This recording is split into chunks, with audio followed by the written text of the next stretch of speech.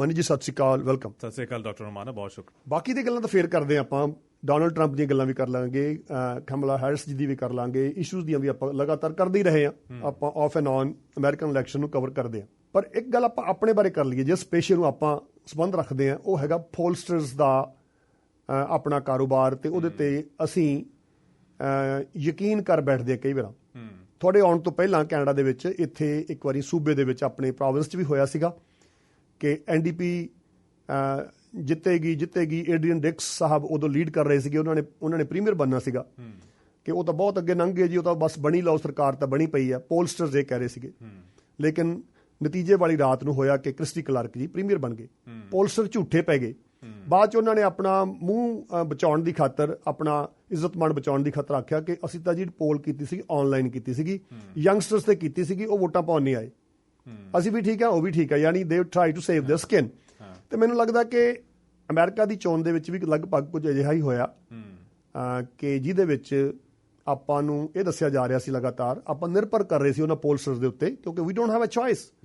ਅਸੀਂ ਤਾਂ ਸਫੋਲੋਜਿਸਟ ਨਹੀਂ ਹੈਗੇ, ਅਸੀਂ ਤਾਂ ਉਹਨਾਂ ਦੀ ਗੱਲਾਂ ਤੇ ਨਿਰਭਰ ਕਰਨਾ, ਉਹਨਾਂ ਨੂੰ ਕੋਟ ਕਰਨਾ ਕਿ ਭਾਈ ਫਲਾਣੇ ਵਾਲੇ ਆਹ ਕਹਿੰਦੇ ਆ, ਫਲਾਣੇ ਉਹ ਕਹਿੰਦੇ ਆ, ਸੋ ਬਾਕੀ ਲੋਕਾਂ ਨੂੰ ਦੱਸਣ ਦਾ ਸਾਡਾ ਫਰਜ਼ ਬਣਦਾ ਹੈ। ਉਹ ਆਂਦੇ ਕਿ ਫਸਵੀਂ ਟੱਕਰ ਹੈ, ਪਰ ਫਸਵੀਂ ਟੱਕਰ ਤਾਂ ਦਿਖਾਈ नहीं देती। बिल्कुल, क्योंकि सारे पोल्स तो यही इंडिकेट कर रहे थे कि हालांकि कांटे की टक्कर है, लेकिन कमाला हैरिस थोड़ी सी आगे हैं डोनाल्ड ट्रंप से, जबकि जो नतीजे आ रहे हैं उसमें जमीन आसमान का फर्क दिखाई दे रहा है। इलेक्टोरल कॉलेजेस का आप देखिए, मैं देख रहा था आज सुबह, मैं बता रहा था 292 था और उधर 234 कमाला हैरिस का। मैं कल डॉक्टर रोमाना जब सोने गया था ना, मैं रात के 1:30 बजे तक मैं जगा हुआ था, डोनाल्ड ट्रंप विक्ट्री स्पीच दे रहा है, तब तक मैं देख रहा था 92 और 188 ये फर्क था। सुबह उठ के देखता हूं 5 बजे कि 204 और उधर 230 है। मुझे लगा अच्छा गैप क्लोज हो रहा है, लेकिन फिर एकदम से आगे बढ़ गया वो, तो वो हो नहीं पाया। तो पोलस्टर्स का क्या है ना कि मतलब वो कुछ एनालिस्ट भी बता रहे थे कि डोनाल्ड ट्रंप के केस में क्या होता है। एक तो ये कि अब ये तय हो गया है, इंडिया में इलेक्शंस में भी हमने देखा एग्जिट पोल्स नहीं काम कर रहे हैं, लोग ऑनेस्टली बताते नहीं है किसको वोट दिया।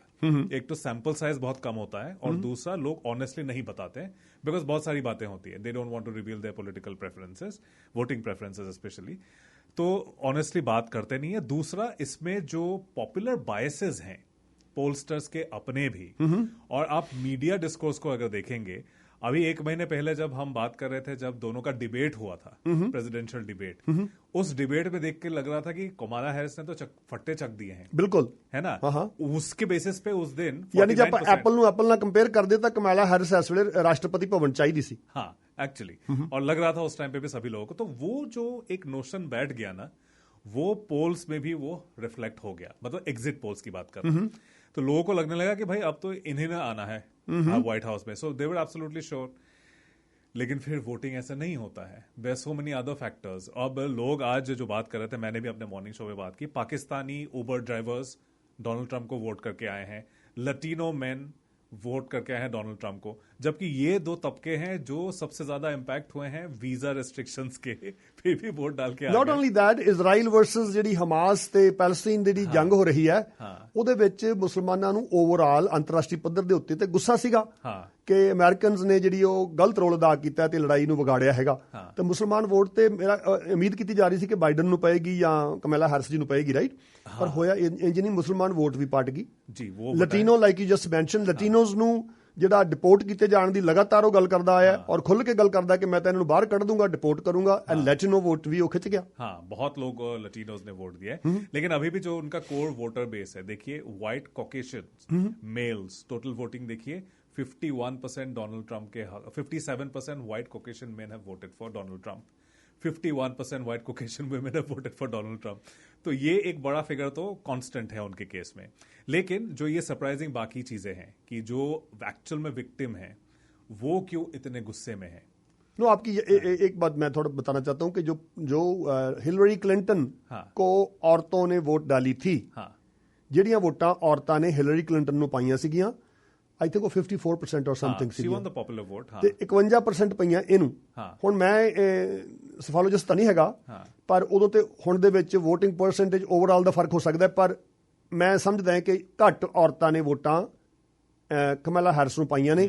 ਉਹ ਔਰਤਾਂ ਜਿਹੜੀਆਂ ਪਿਛਲੀ ਵਾਰ ਹਿਲਰੀ ਕਲਿੰਟਨ ਦੇ ਨਾਲ ਸੀਗੀਆਂ, ਜਾਂ ਤਾਂ ਉਹ ਘਰੋਂ ਨਹੀਂ ਨਿਕਲੀਆਂ ਜਾਂ ਉਹਨਾਂ ਨੇ ਡੋਨਲਡ ਟਰੰਪ ਨੂੰ ਵੋਟਾਂ ਪਾਤੀਆਂ।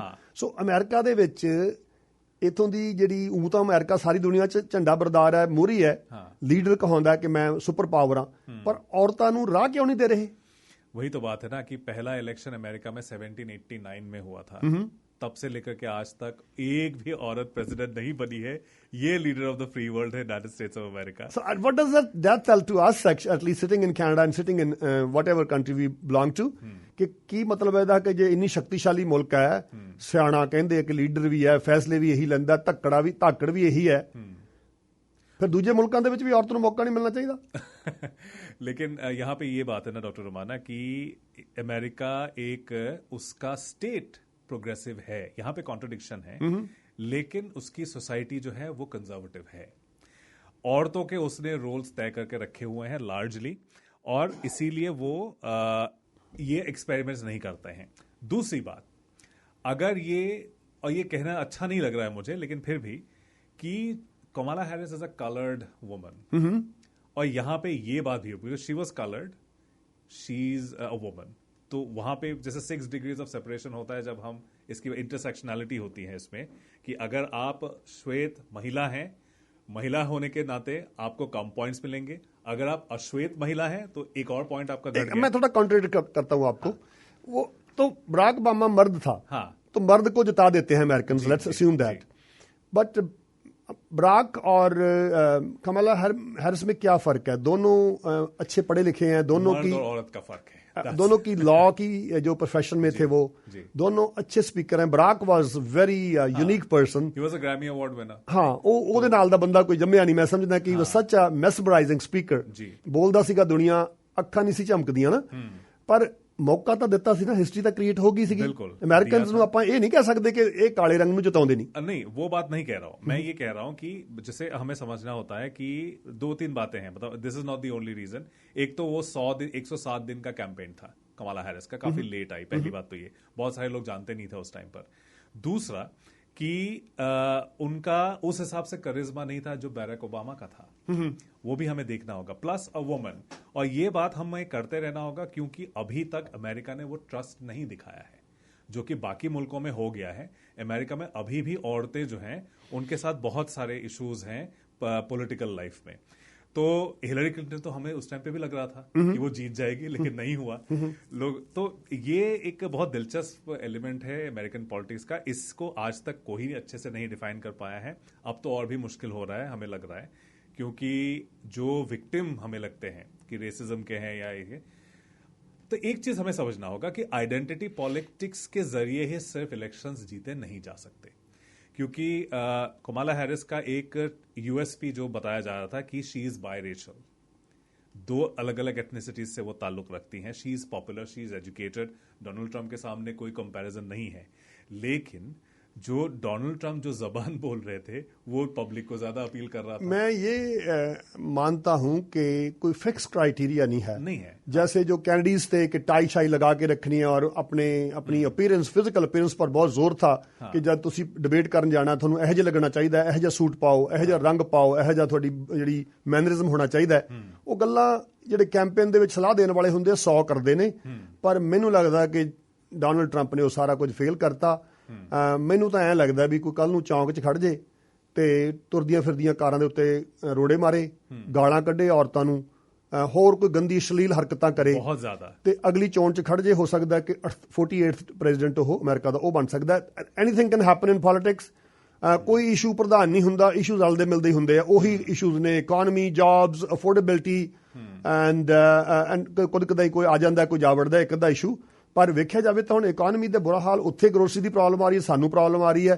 BC ਦੇ ਵਿੱਚ ਫਸਵੀਂ ਟੱਕਰ ਸੀਗੀ, ਲੇਕਿਨ ਸਟਿਲ एप्पल ਨੂੰ कंपेयर करके उन्होंने कहा EB is a better premier, उन्होंने मौका दिया, वो किया। लेकिन आप देखिए कि जो मागा जो एक टर्म आ गया है, मेक अमेरिका ग्रेट अगेन, वो हमने BC इलेक्शंस में भी देखा। मैंने रिचमंड के कंटेस्टेंट्स में ने देखा था, उधर उनके वीडियोस आए थे, वो बोल रहे हैं कि let's make BC great again. ये सीधा टॉकिंग पॉइंट उधर का है। तो इसका इम्पैक्ट तो हो रहा है, लेकिन जो रोजमर्रा की जिंदगी है लोगों की, एक परसेप्शन है डॉक्टर रोमाना, वो ये है कि डोनाल्ड ट्रंप के टाइम में उनके जाने के बाद कोविड आया। ये जो डिस्ट्रप्शन कोविड का हुआ वो उनके जाने के बाद हुआ। दूसरा कि उनके टाइम में बड़ी जंग नहीं हुई। जो अमेरिकन ऑलरेडी थे वो तो थे, लेकिन उन्होंने कोई जंग शुरू नहीं की। ये दो बातें जो है लोगों पर बहुत असर कर रहे थे। ਅੱਛਾ, ਆਪਣਾ ਮੇਨ ਟੌਪਿਕ ਸੀਗਾ, ਆਪਾਂ ਟਾਈਮ ਘੱਟ ਜਾਣਾ ਕਿ ਹੁਣ ਡੋਨਲਡ ਟਰੰਪ ਹੋਣੀ ਪ੍ਰੈਜ਼ੀਡੈਂਟ ਇਲੈਕਟ ਹੋ ਚੁੱਕੇ ਨੇ। ਜਨਵਰੀ ਮਹੀਨੇ 'ਚ ਉਹਨਾਂ ਨੇ ਬਕਾਇਦਾ ਸਹੁੰ ਚੱਕ ਲੈਣੀ ਹੈ, ਉਹ ਵਾਈਟ ਹਾਊਸ ਜਾਣਗੇ। ਉਹਦੀਆਂ ਬਾਕੀ ਗੱਲਾਂ ਆਪਾਂ ਕਰ ਲਈਆਂ ਸੀਗੀਆਂ, ਤੁਸੀਂ ਵੀ ਕੀਤੀਆਂ ਹੋਣੀਆਂ, ਮੈਂ ਸਵੇਰੇ ਵੀ ਕੀਤੀਆਂ ਸੀ। ਉਹਨੂੰ ਕਚਹਿਰੀਆਂ 'ਚੋਂ ਆਵਾਜ਼ਾਂ ਵੱਜ ਰਹੀਆਂ ਨੇ, ਉਹਨਾਂ ਨੇ ਕਿਵੇਂ ਡੀਲ ਕਰੂਗਾ ਵਗੈਰਾ ਵਗੈਰਾ। ਆਪਾਂ ਅੰਤਰਰਾਸ਼ਟਰੀ ਪੱਧਰ ਤੇ ਦੇਖਦੇ ਹਾਂ ਕਿ ਦੁਨੀਆ ਦੇ ਵਿੱਚ ਉਹਨੇ ਕਿਹੜੇ ਕਿਹੜੇ ਕੰਮ ਕਹੇ ਸੀ ਮੈਂ ਕਰੂੰਗਾ, ਤੇ ਦੁਨੀਆ ਹੁਣ ਉਹਨੂੰ ਕਿਵੇਂ ਦੇਖ ਰਹੀ ਹੈ। ਉਹਨੂੰ ਯੂਕਰੇਨ 'ਚ ਕੀ ਦੇਖਿਆ ਜਾ ਰਿਹਾ ਹੈ, ਉਹਨੂੰ ਚਾਈਨਾ ਕਿਵੇਂ ਦੇਖ ਰਿਹਾ ਹੈ, ਭਾਰਤ ਕਿਵੇਂ ਦੇਖ ਰਿਹਾ ਹੈ, ਕੈਨੇਡਾ ਕਿਵੇਂ ਦੇਖ ਰਿਹਾ ਹੈ, ਈਰਾਨ ਕਿਵੇਂ ਦੇਖ ਰਿਹਾ ਹੈ, ਇਜ਼ਰਾਈਲ ਨਾਲ ਉਹਦੀ ਦੋਸਤੀ। ਸਭ ਤੋਂ ਪਹਿਲਾਂ ਨੈਤਨਯਾਹੂ ਨੇ ਉਹਨੂੰ ਵਧਾਈਆਂ ਦਿੱਤੀਆਂ, ਅਤੇ ਨਾਲ ਦੀ ਨਾਲ ਉਹਨੂੰ ਆਪਣਾ ਇੰਗਲੈਂਡ ਦੇ ਪ੍ਰਧਾਨ ਮੰਤਰੀ ਨੇ ਉਹਨੇ ਵਧਾਈਆਂ ਦਿੱਤੀਆਂ। ਮੋਦੀ ਜੀ ਨੇ ਵੀ ਲਿਖਿਆ ਕੋਈ ਆਪਣੇ ਸੋਸ਼ਲ ਮੀਡੀਆ ਉੱਤੇ। ਸੋ ਫੋਨ ਵੀ ਕੀਤਾ ਮੋਦੀ ਜੀ। ਤੁਹਾਡੇ ਲਿਹਾਜ਼ ਨਾਲ ਕਹਿੰਦੇ ਨੇ ਕਿ ਉਹ ਡੋਨਲਡ ਟਰੰਪ ਦਾ ਸੁਭਾਅ ਹੈਗਾ, ਜਿਹੜੀ ਗੱਲ ਕਹਿੰਦਾ ਸਿਰੇ ਲਾਉਂਦਾ, ਤੇ ਜੇ ਸਿਰੇ ਲਾਤੀਆਂ ਉਹਨੇ ਤਾਂ ਅੰਤਰਰਾਸ਼ਟਰੀ ਪੱਧਰ ਤੇ ਅਮਰੀਕਾ ਦਾ ਹੁਣ ਰਾਹ किस किस्म का होएगा? अगर जो वो बात कर रहे हैं वो करते हैं तो फिर he will be a major disruptor, क्योंकि जो इंपोर्ट टैरिफ लगाने की बात कर रहे हैं, चाइना पर 60% इंपोर्ट टैरिफ, $530 बिलियन का चाइना और अमेरिका का डील हो, मतलब वो ट्रेड है, उस पे अगर आप इतना टैरिफ लगा देंगे तो फिर आप प्रोडक्ट्स को ज्यादा एक्सपेंसिव कर देंगे। तो मतलब आप लाएंगे तो फिर आप इन्फ्लेशन को भी आप इंपोर्ट कर रहे हैं, आप अपने अंदर भी आप ला रहे हैं और उधर उन कंट्रीज के लिए भी मुश्किलें पैदा कर रहे हैं। इंडिया पर 20% इंपोर्ट ड्यूटी लगाने की बात कर रहे हैं, मतलब जो इंडिया अपने आप प्रोडक्ट भेजेगा इंडिया, तो उस पर ज्यादा कॉस्ट होगा, मतलब इंडिया के लिए नुकसान होगा, जीडीपी इंडिया का उस पर असर होगा। तो जो खुशी मना रहे हैं अभी, ये रियल टर्म्स में जब एक्चुअल में ऐसा कुछ करेंगे तो फिर लोग रोने के लिए बैठ जाएंगे। जनरल इंप्रैशन ये था कि मोदी एंड भारती ਜਿਹੜੇ ਮੂਲ ਦੇ ਲੋਕ ਨੇ ਉਹ ਰਿਪਬਲਿਕਨ ਪਾਰਟੀ ਦੀ ਜਿੱਤ ਲਈ ਕੰਮ ਕਰ ਰਹੇ ਸੀਗੇ। ਇਹ ਇੱਕ ਮੇਰਾ ਖਿਆਲ ਹਕੀਕਤ ਹੀ ਹੈ ਇਹ। ਲੇਕਿਨ ਜੋ ਨਰਿੰਦਰ ਮੋਦੀ ਹੋਣਾ ਨੇ ਪਿਛਲੇ ਮਹੀਨਿਆਂ ਜਾਂ ਵਰ੍ਹਿਆਂ ਦੌਰਾਨ ਕੀਤਾ ਹੈਗਾ, ਉਹਨਾਂ ਨੇ ਯੂਕਰੇਨ ਤੇ ਰਸ਼ੀਆ ਦੀ ਟਸਲ ਦੇ ਵਿੱਚ ਖੁਦ ਨੂੰ ਸ਼ਾਮਲ ਨਹੀਂ ਕੀਤਾ। ਹਾਲ ਹੀ ਵਿੱਚ ਉਹ ਕਹਿੰਦੇ ਨੇ ਕਿ ਮੈਂ ਸਮਝੌਤਾ ਕਰਾਵਾਂਗਾ, ਮੈਂ ਕੇਪੇਬਲ ਹੈਗਾ। ਉਹ ਜ਼ੈਲੈਂਸਕੀ ਨਾਲ ਵੀ ਰਿਲੇਸ਼ਨ ਬਣਾਇਆ ਹੋਇਆ ਤੇ ਆਪਣਾ ਵਲਾਦੀਮਿਰ ਪੁਟਿਨ ਨਾਲ ਵੀ ਰਿਲੇਸ਼ਨ ਚੰਗਾ ਬਣਾਇਆ ਹੋਇਆ। ਉਹਨਾਂ ਨੇ ਇਧਰਲੇ ਬੰਨੇ ਵੀ ਆਪਣੇ ਆਪ ਨੂੰ ਅਲੱਗਾ ਰੱਖਿਆ, ਅੰਦਰ ਨਹੀਂ ਵੜੇ ਇਜ਼ਰਾਈਲ ਵਰਸਸ ਫਲਸਤੀਨ ਦੇ ਵਿੱਚ ਜਾਂ ਈਰਾਨ ਵਿੱਚ ਉਹਨਾਂ ਨੇ ਪੰਗਾ ਨਹੀਂ ਲਿਆ। ਸੋ ਇਹ ਪੋਜੀਸ਼ਨ ਜਾਂ ਹਾਲ ਹੀ ਵਿੱਚ ਜਿਹੜਾ ਮੀਟਿੰਗ ਹੋ ਕੇ ਹਟੀ ਹੈ ਬ੍ਰਿਕਸ ਦੇ ਵਿੱਚ, ਉਹਦਾ ਤਕੜਾ ਹੋਣਾ ਇਹ ਅਮਰੀਕਾ ਨੂੰ ਖੁੜਕਦਾ ਹੈ। ਅਮਰੀਕਾ ਹੁਣ ਖੁੜਕਦਾ ਤਾਂ ਹੈ, ਲੇਕਿਨ ਭਾਰਤ ਨਾਲ ਵਿਗਾੜਨੀ ਵੀ ਨਹੀਂ ਚਾਹੁੰਦਾ, ਕਿਉਂਕਿ ਉਹ ਭਾਰਤ ਨੂੰ ਸਾਂਭ ਕੇ ਰੱਖਿਆ ਹੋਇਆ ਨੇ। ਆਖਰੀ ਗੋਟੀ ਹੈਗੀ ਹੈ ਚਾਈਨਾ ਦੇ ਵਿਰੁੱਧ ਵਰਤਣ ਲਈ। ਬਿਲਕੁਲ ਇਸ ਸਿਚੁਏਸ਼ਨ ਦੇ ਵਿੱਚ ਭਾਰਤ ਨਾਲ ਤੁਸੀਂ ਕਿਹਾ ਕਿ ਟੈਰਿਫ ਲਾਏਗਾ, 10% ਲਾ ਦੂਗਾ, ਕਿੰਨਾ ਲਾ ਦੂਗਾ। IT ਦੇ ਵਿੱਚ ਜਾਂ H1B ਵੀਜ਼ਾ ਦੇ ਇਸ਼ੂਜ਼ ਹੈਗੇ ਨੇ, ਉਹ ਮੁਸ਼ਕਲਾਂ ਤਾਂ ਆਉਣਗੀਆਂ, ਪਰ ਤੁਹਾਨੂੰ ਲੱਗਦਾ ਕਿ ਅਮਰੀਕਾ ਕੋਲੇ ਇੰਨਾ ਅਫੋਰਡ ਕਰਦਾ, ਇੰਨੀ ਲੈਵਰੇਜ ਹੈਗੀ ਹੈ ਕਿ ਉਹ ਭਾਰਤ ਨਾਲ ਵੀ ਵਿਗਾੜ ਲੇ ਤੇ ਚਾइना ਨੂੰ भी ਵਿਗਾੜ ले, दोनों वो तो नहीं करेंगे, क्योंकि चाइना मेन टारगेट है अमेरिका का, क्योंकि एक्चुअल कॉम्पिटिटर चाइना है, इंडिया नहीं है अमेरिका का। चाइना में वो पावर है मैन्युफैक्चरिंग का, अमेरिका का बहुत सारा सामान चाइना में मैन्युफैक्चर होता है, तो इसीलिए चाइना एक चैलेंज है, इंडिया नहीं है। इंडिया पर इंपैक्ट होगा क्योंकि इंडिया की इकोनॉमी उस हिसाब से मजबूत नहीं है जितना चाइना का है। दूसरी बात, अमेरिकन पॉलिसी का डॉक्टर रोमाना कुछ ज्यादा फर्क मैं देख नहीं रहा हूं इंडिया के, और मतलब इंडिया के लिए जो है कि उसको इस्तेमाल करेगा as a bulwark against China, वो तो चलता रहेगा। जहां पे फर्क पड़ सकता है वो ये है कि रिलीजियस फ्रीडम और इन सब चीजों को लेकर के जो अमेरिका में लगातार रिपोर्ट्स आते रहते हैं इंडिया के बारे में, उसमें शायद थोड़ी सी जो है राहत मिले इंडिया को, ये इंडियन एस्टेब्लिशमेंट एक्सपेक्ट कर रहा है। दूसरी बात, यूक्रेन वाली जंग में डोनाल्ड ट्रंप बहुत शुरू से बोल रहे हैं कि इसको खत्म करने की जरूरत है। अमेरिकन एस्टेब्लिशमेंट भी अब थक चुका है इस जंग से। पुतिन के साथ डोनाल्ड ट्रंप के अच्छे जाती ताल्लुकात हैं।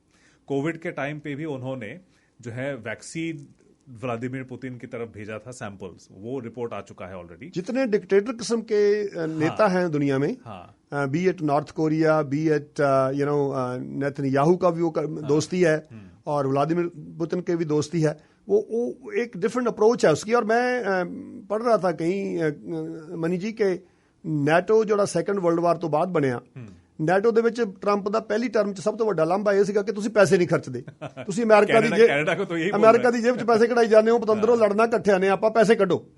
ਤੇ ਆਪਣੇ ਕੈਨੇਡਾ ਦੇ ਪ੍ਰਧਾਨ ਮੰਤਰੀ ਸਤਿਕਾਰਯੋਗ ਜਸਟਿਨ ਟਰੂਡੋ ਸਾਹਿਬ ਨੂੰ ਤਾਂ ਬਹੁਤ ਹੀ ਜ਼ਲੀਲ ਕੀਤਾ ਸੀ ਉਹਨਾਂ ਨੇ, ਗੰਦੀਆਂ ਗੱਲਾਂ ਕਹੀਆਂ ਇਹਨਾਂ ਬਾਰੇ ਕੁਝ।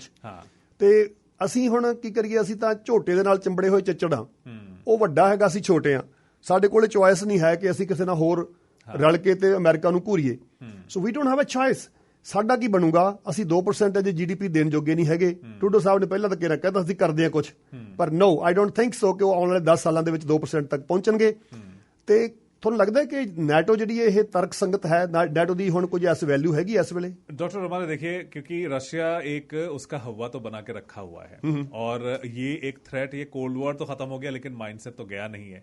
रशिया एक एक्सपेंशनिस्ट इंपेरियलिस्ट पावर है, वो जब तक वहां पे मौजूद है तब तक नेटो की जरूरत वेस्ट को तो पड़ती रहेगी। एक्चुअल में कॉन्फ्लिक्ट हो ना हो, शायद एक्चुअल कॉन्फ्लिक्ट में इतना रोल नहीं प्ले कर सकती है नेटो जितना समझा जाता है, लेकिन एक सिक्योरिटी सेंस के लिए उसकी जरूरत तो है। रही बात जो दिफा में कनाडा और अमेरिका का जो रिलेशनशिप है और वेस्ट का मतलब बाकी यूरोपियन देशों के साथ जो रिलेशनशिप है, उसमें कोई बदलाव मुझे लग नहीं रहा है कि हो सकता है। लेकिन हाँ, उनका फोकस जो है, जैसे बाइडेन एडमिनिस्ट्रेशन का वो हॉकिश होते हैं फॉरेन पॉलिसी में ज्यादा, और हमने देखा कि रशिया को लेकर के बहुत ज्यादा बुलंद स्टेटमेंट्स वो दे रहे थे। मुझे लगता है कि वहां पे शायद थोड़ा सा रिस्ट्रेंट हो डोनाल्ड ट्रंप का, क्योंकि वो वैसे भी उनको लगता है कि जंग बिजनेस के लिए, धंधे के लिए बहुत बुरा है। खुद बिजनेसमैन है तो ये बात उनको बहुत खलती है, तो उसके लिए ही सही शायद वो कोशिश करेंगे कि इसको रोका जाए। गजा पे ऐसी कोई उम्मीद नहीं रखनी चाहिए, बिकॉज वहां पे खुल के बोल रहे हैं कि वो जिसने जो किया है इसराइल ने वो सही किया है। हाँ, उनको बस एक ही चीज से प्रॉब्लम, उनको लगे काफी लंबा खिंच गया है, जल्दी से निपटाया जा सकता था। ਚਲੋ ਖੈਰ, ਆਪਾਂ ਹੁਣ ਸਮਾਂ ਇਜਾਜ਼ਤ ਨਹੀਂ ਦੇ ਰਿਹਾ ਜੀ। ਆਪਾਂ ਇਹ ਅਸਿਊਮ ਕਰਦੇ ਹਾਂ ਕਿ ਆਪਾਂ ਨੂੰ ਡੋਨਾਲਡ ਟਰੰਪ ਜੀ ਸੁਣ ਰਹੇ ਨੇ जी। मैं भी कुछ कहना है, तुसी भी कुछ कहो जी। एक मीडिया वाला हूं इसीलिए ये बात जरूर कहूंगा। हाँ, डोनाल्ड ट्रंप जी मैं कहना पहला कि डोनाल्ड ट्रंप जी शक्ति ਤੁਹਾਨੂੰ परमात्मा ने ਦਿੱਤੀ ਹੈ, ਤੁਸੀਂ ਕਿਸਮਤ ਦੇ ਧਣੀ ਹੋ।